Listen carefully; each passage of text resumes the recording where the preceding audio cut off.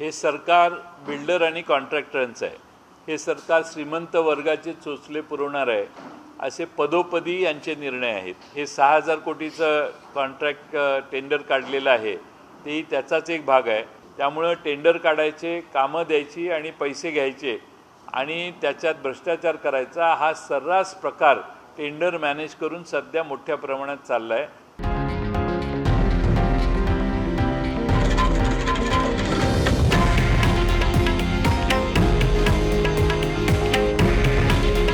हे आहे देशातील नंबर 1 न्यूज नेटवर्क आणि आपण पाहत आहात TV9 मराठी. काळजी तुमची, हित महाराष्ट्राचं.